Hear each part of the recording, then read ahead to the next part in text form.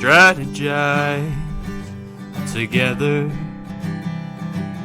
Let's hear it from an expert. Join the conversation, it's informative and free.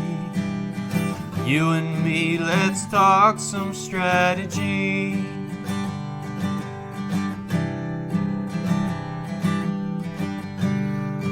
Now here's your host, Dorien Morin-van.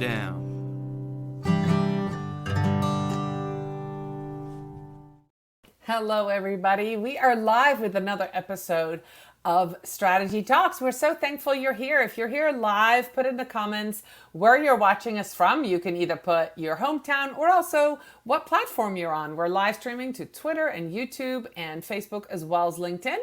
So welcome. If you're watching this on the replay, put hashtag replay in the comments so we know that you're watching the replay and we can answer your questions. Last but not least, if you're listening to Strategy Talks as a podcast, we want to make sure that you feel welcome. We are going to talk about the human side of social media strategy. But before I do and introduce you to today's guest, I want to do a quick shout out to our sponsor. They are Social Insider. They are the intuitive dashboard for social media analytics, reporting, and competitors analysis for brands and agencies. So if you need data, you need Social Insider. So without much further ado, I'm going to welcome to Strategy Talks, Julia Jornsay-Silverberg. And Julia and I, we go back maybe 5 years or so. Yeah. We met at Social Media Week Lima in Lima, Ohio.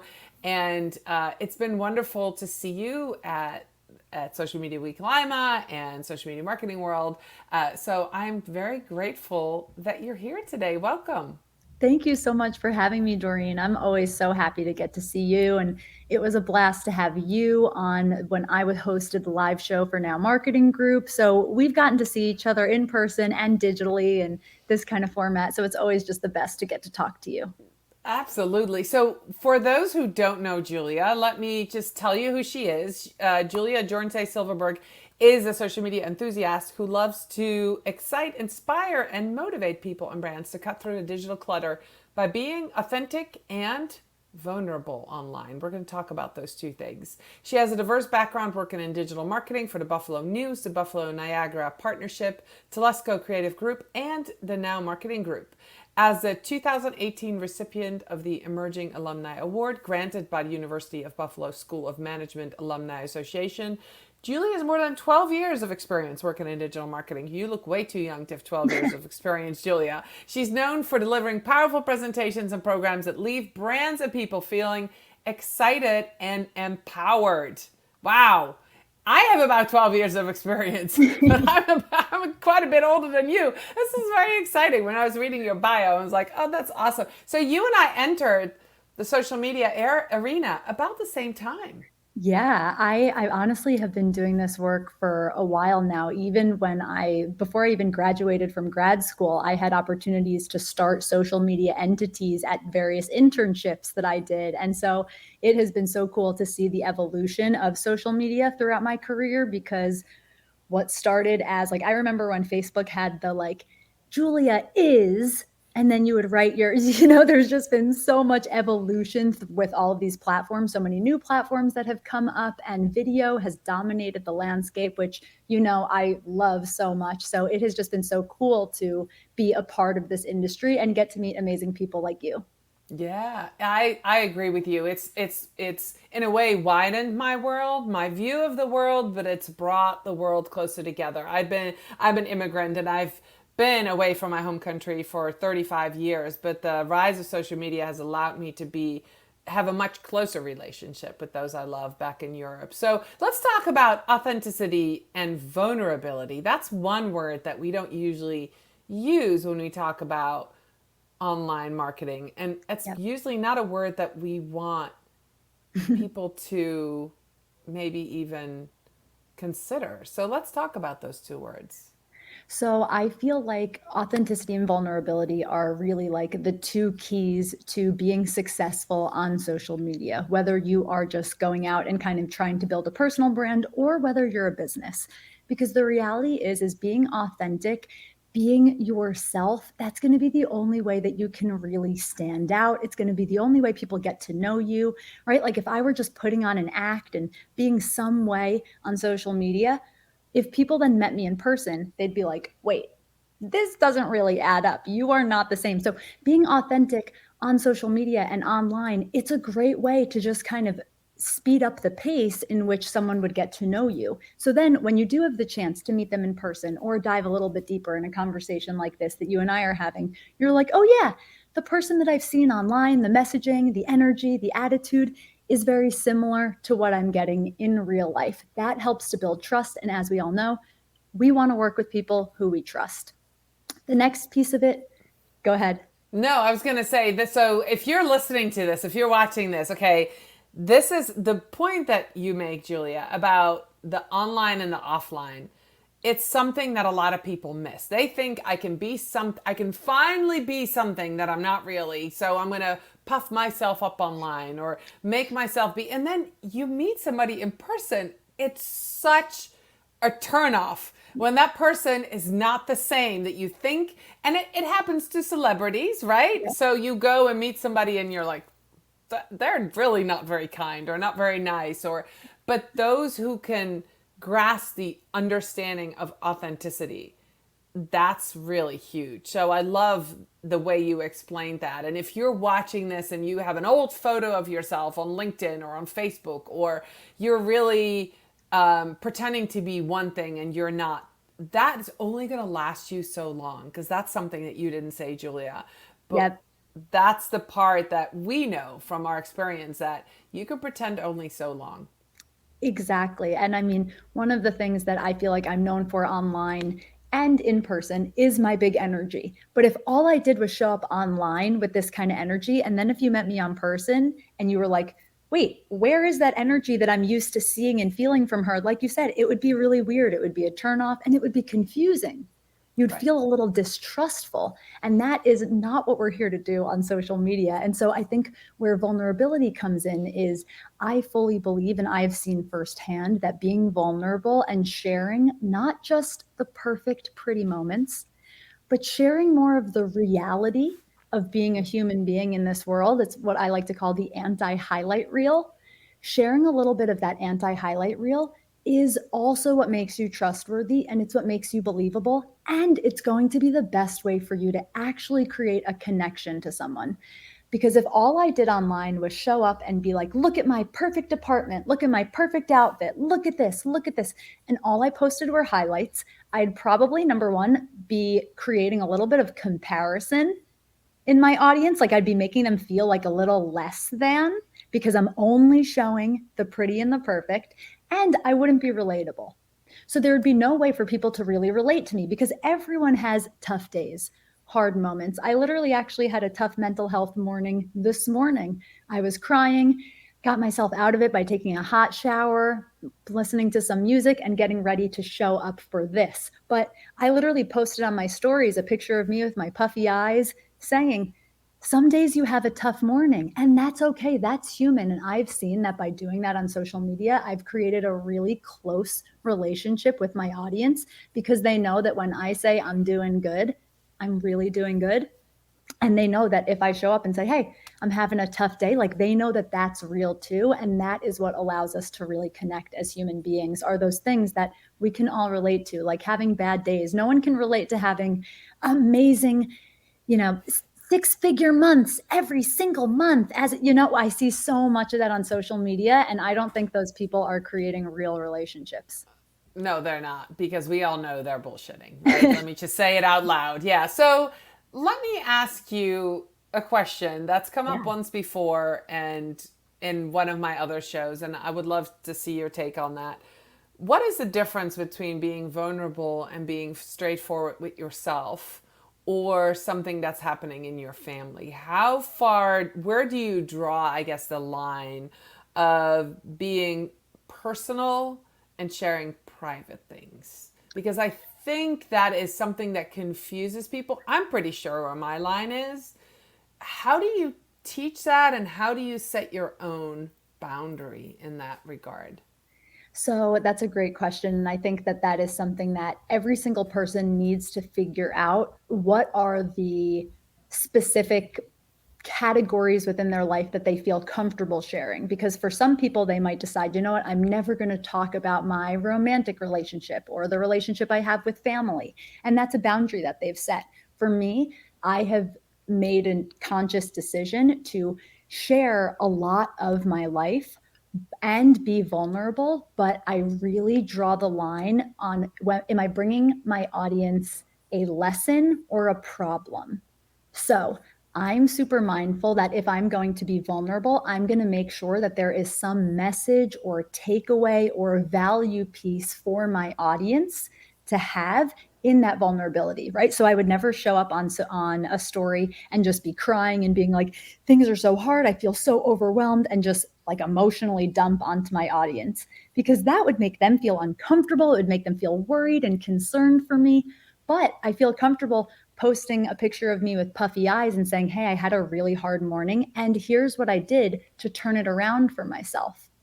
So that I'm not leaving my audience with this pain point, but I'm giving them a little bit of a lesson and showing, hey, it's okay to not have a good day. It's okay to cry for an hour in the morning. Here's something that I did to help pull myself out of it. I took a hot shower, I got myself ready, and I got myself into the energy to show up for something that's important for me, because I'm not going to allow my emotions to derail me from my desire to show up for the things that matter. And so that's just a small example of how I've decided to incorporate vulnerability into my messaging. And something else that I did is I actually called off a wedding and ended a relationship of 6.5 years in December 2017.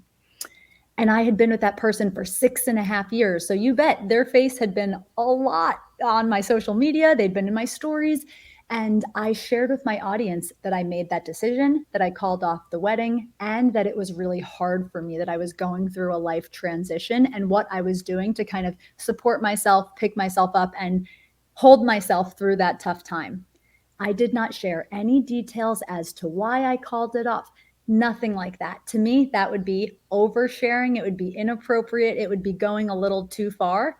But I let my audience into my world to say, hey, this is what I'm dealing with, and this is how I'm getting myself through it. Those are both great examples of keeping the private, but sharing. And I love that you said that about that example about the crying. You know, we've seen, especially celebrities, just in the moment when they're so upset, make these videos or make these statements. And I love that you said, well, afterwards, and make sure there's a lesson. And that's something that I try to teach our children when they were on social media, and I try to teach clients because I've clients who want to respond to like a bad review. So one of the things I'll say to them, instead of going to the reviewer and responding, send it to me. Type it out and send it to me, and let's talk about it, right? That's a great Don't idea. go to Google review or Facebook review and, you know, like dump back at them. That is not the way to do that. So type it up, send it to me, or type it up and walk away and get a cup of coffee, because in 5 minutes, you're not going to feel the same way. Exactly. So one of the things that happened, and I love this example as well, our boys, we have 3 boys, all played soccer, and one of the team managers always told the parents, you have a 24-hour cooling period, because parents know everything better, of course, in soccer.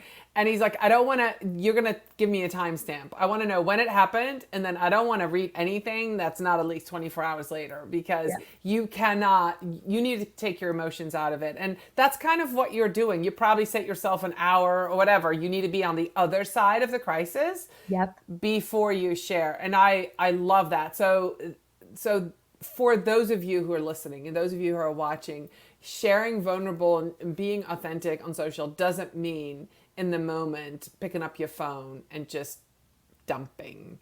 That's not the right way to do it. So Julia, how do you use your social media expertise that you have and to explain this authenticity, this vulnerability? How do you translate it into social media marketing, working with brands, working with clients? How do you do that? Because that's tough.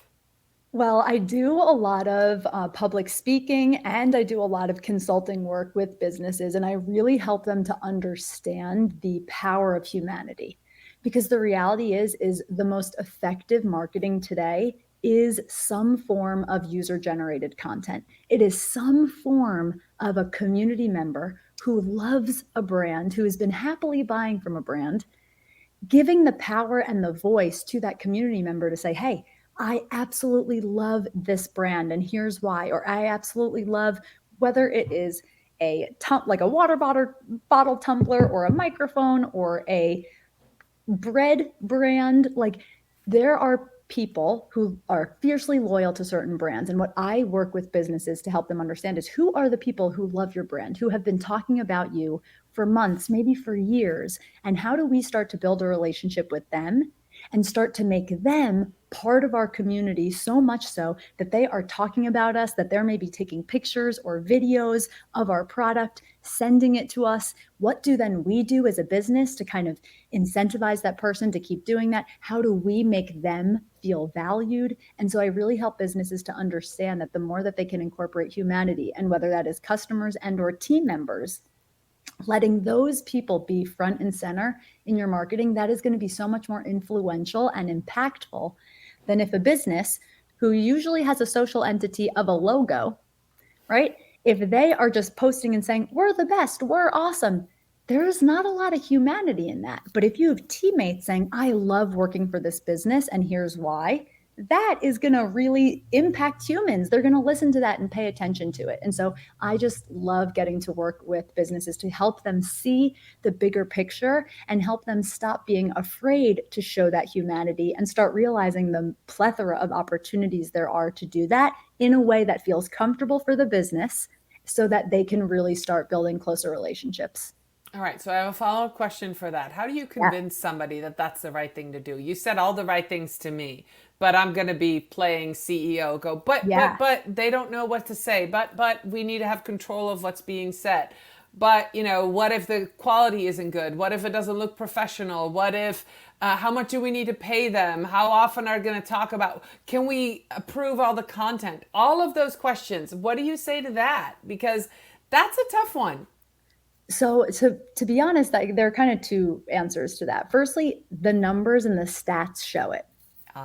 And CEOs love the metrics, right? They love that. So you can Google UGC content. You can Google, how does user generated content or human content impact brands? And you will find article after article listing so many stats that show your engagement rate, your clicks, your conversions are all going to be higher when you incorporate humanity into your content. You'll also start to find some of those stats about, like, the non-highly produced content. The more human the content, so many Facebook ads are moving in the direction of just UGC, someone taking a photo and talking to, or taking their phone and talking straight to the camera. Not a highly produced thing there. It's not this perfect fancy background. It's relatable.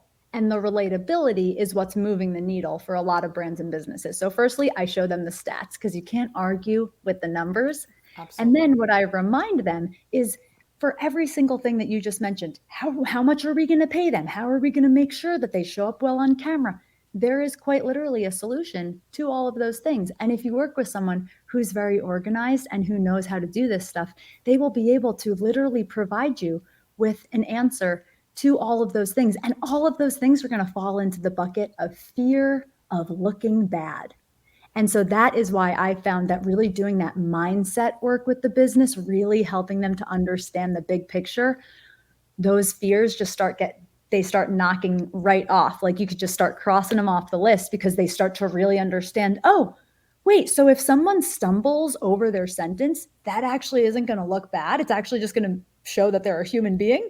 Oh, okay, so we don't have to worry about that. Like, there are so many things, and it's just fear that they're going to look bad, and they have to be shown examples to be like, hey, look at this brand.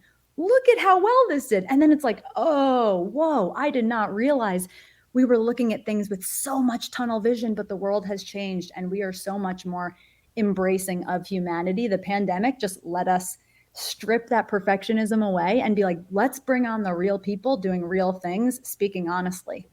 Yeah, I love that. I've been watching a lot of, I've been consuming a lot more content. So I'm following some celebrities my age, and I can see them being so authentic. You know, they have their gray hair that because they're not filming. They have beards. They have, like they're out in their shed with their goats, and they're Yeah. producing content, and it's real, and it's like the polished people you see online in whatever series you're watching.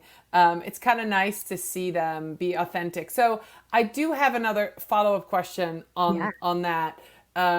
So how would you take that? Because you were mentioning a lot of products, right? So how would you take that to the B2B service industry? Like if you're, say you're selling ball bearings or corn to farmers or Yep. whatever. So that's one question. But before we do that, let's talk real quick. You keep calling it human side of marketing or your user generated content. I'm listening to you and I'm going, isn't that the same as influencer marketing? I want to know from you if it is just another way to say it or if there is a distinction and why. Because I'm kind of like listening like, what is it? So there is a distinction, and the distinction is not in the kind of deliverable or output. The distinction is in the creator. So user generated content to me means content created by anyone. You could have 3 followers. You could not even be on social media. You could just be a customer who likes to take photos in your backyard. And that could be user generated content. So just think any person taking content for a brand to me falls under the bucket of user generated content. And a lot of times that content isn't even necessarily being posted by the creator who took it. They're sending it to a business and saying, here is content that you guys can use on social media.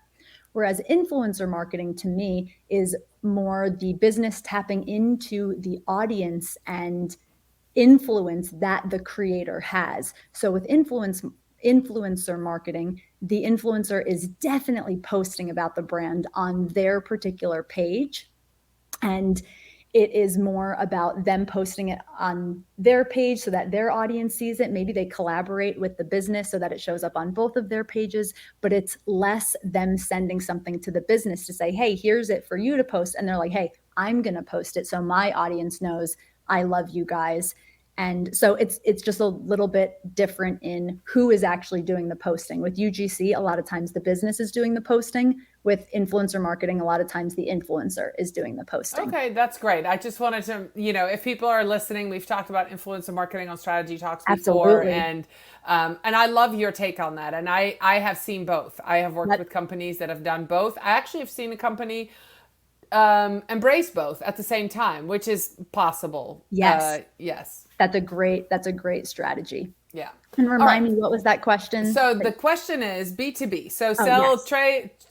Think about, somebody is listening to this. It might be a B2B. Maybe you're selling IT software. Maybe Yep. you're doing selling corn you're a farming business. You sell corn to a wholesaler, or maybe Yep. you're trying to sell coffee to Starbucks. How do you then embrace the human side of B2B, not just products, but also services? Because that's a little more tricky. Definitely. So we'll talk kind of about B2B in general, and then I can kind of go into like Yeah. products and services. But I think when it comes to B2B, the reality is it's business to business, but you are still dealing with humans because there are people at that business that are going to be making the decision at the end of the day as to whether or not they want to work with your business, right? So let's say you're a manufacturer and your customer is not me, but it's like an entire business who would be purchasing from you. I think that still using humanity and showcasing relationships that you have with your partners, with your vendors, still getting people from those respective teams speaking about the process of what it's like to work together. Or maybe there was some kind of issue that they dealt with a previous vendor, and you were able to provide them with a unique solution, getting them to share that story and talk about the ease of working together and or the ways that you've helped them navigate things. That can be hugely effective because then other people in the B2B space might see that and be like, ooh, I didn't even know that they are a provider of this. We've actually been looking for a new person to kind of help us with that. So I think the embracing that humanity still works. It just looks a little bit different because it's less having someone be like, I love this thing, and more having someone say, I enjoyed the process of this, or they helped me with this. And that is kind of the same that you would do if you're talking about service-based things than a product, right? So let's say I wanted to do a little UGC-ish kind of video to talk about you, right? I would be like, okay, I saw Dorien speak at Social Media Week Lima. She got me so energized and excited about how much you can save time, how much you can improve efficiencies if you adopt the agile mindset. And so that would be, it would not be me holding something and being like, this is awesome, but it would be me speaking to camera and being like, listen, my mind was blown by the potential out there by embracing this mindset that Dorien taught me. And she broke down this and this and this, and it helped me realize these few things. So again, I still think like having that human speak to that experience or process is so impactful. And it's really just a matter of, I think, thinking outside the box. I think it's so easy for us with products. We're like, oh, we can take a picture. It's so easy to just put that out there, but it's like, you can find ways to showcase services visually as well. It just takes a little bit more creativity and thinking outside the box. All right, let's end that with that last question. So how? So now we know how to convince somebody. Yep. We get started. So now you are working with, say, a B2B company, and you want to get this kind of content. Where do you even start? Do you go to the sales team? Like, how do you get people to create it? Do you go and create it? Do you send them a script? Because this is the how-to that we all, if you're watching and if you're listening, we all want to know this. Julia, Yes. if you can tell us how to do this, this is worth gold. I mean, Yes. this is the hardest thing to get somebody to do. They all go, yeah, great idea. But how? How do we do this? I think one of the first things is you need to have, and honestly, Dorien, when you talk about like being agile, this is where actually agility comes in, is because you need to have a team that everyone is kind of like, they have their ears perked for any opportunity to kind of gather some of that testimonial data. So the perfect thing, if you're in the B2B space and you are working with a vendor, you just sent them something, they respond, thank you so much, this was so helpful. Any time you get a thank you, this was awesome, that is your open door to be like, hey, would you mind possibly making a little video for us and speaking to that? We would love to showcase you on our social media. That letting people know you want to showcase them on your brand social media, it's going to make them feel good. They're going to feel excited. They're going to feel important.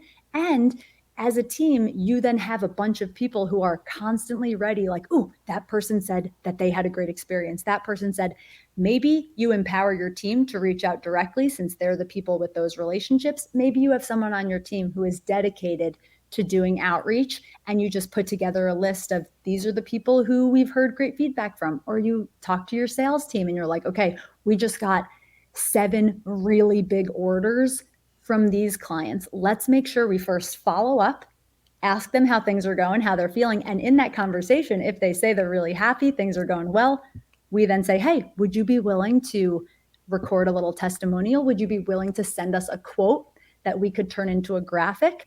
There are so many different ways that kind of vary in how much effort you're going to have to put into gathering this stuff.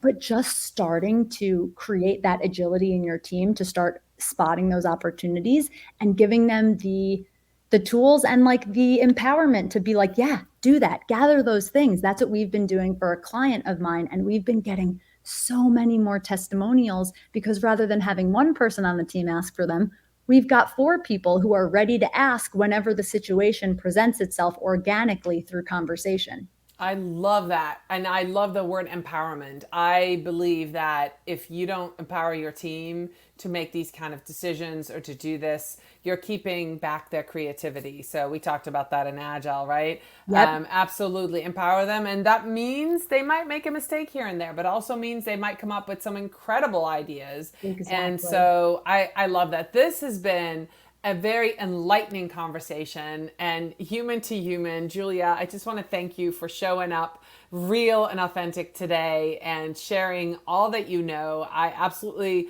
love the insights. I love the strategy that you brought for getting this kind of content out. So let people know how they can connect with you if they're looking for a consultant or they're looking for a team to work with, or they just want to get to know you because you're awesome. Where can they meet you online? Thank you so much, Doreen. So I'm a video girl, so you can find me. The places that I hang out most online are Instagram, TikTok, and YouTube.